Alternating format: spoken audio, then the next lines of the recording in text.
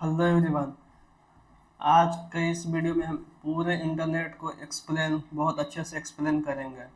तो चलिए वीडियो को स्टार्ट करते हैं बिना किसी देरी के। तो देखिए इंटरनेट वर्क कैसे करता है, पहले हमने यहाँ समझते हैं। इंटरनेट, मान लीजिए कि मैं एक यूजर हूँ, मुझे राहुल के पास मैसेज भेजना है।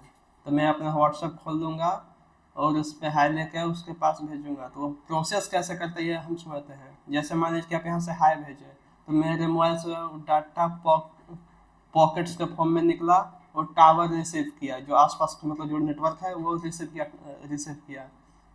उस डाटा को वो इलेक्ट्रिकल सिग्नल में कन्वर्ट कर देगा, और इलेक्ट्रिकल सिग्नल में कन्वर्ट करते हैं आईएसपी, मतलब अब जो आपका इंटरनेट सर्विस प्रोवाइडर है जो आपको इंटरनेट देता है, जैसे जियो हो गया, एयरटेल हो गया, या वी आई, मतलब जो भी कंपनी हो, उसके पास वो डाटा जाएगा। वो वहाँ पे वो चेक करेगा कि आपके फ़ोन में डाटा है या नहीं है।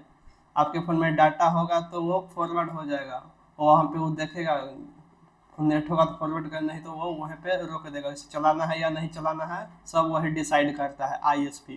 कहने का मतलब कि आईएसपी यहाँ मेन है। आईएसपी चाहेगा तो आपको मैसेज भेज देगा या उसे रोक भी सकता है।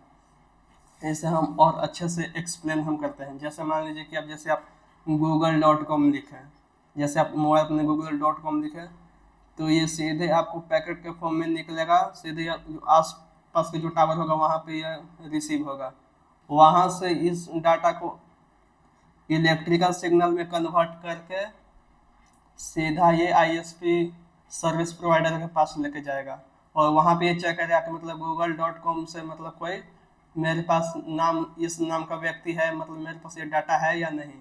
तो देखो मेरे पास तो ऐसा नाम कुछ है नहीं।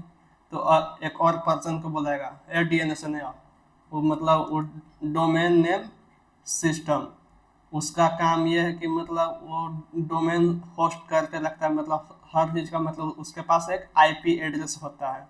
तो जैसे मैंने कि देखेगा कि देखो तो google.com का मतलब तुम्हारे पास कोई एड्रेस है, तो देखे नहीं गूगल का तो मेरे पास कोई एड्रेस नहीं, हाँ मगर इसका एक आईपी एड्रेस मेरे पास है।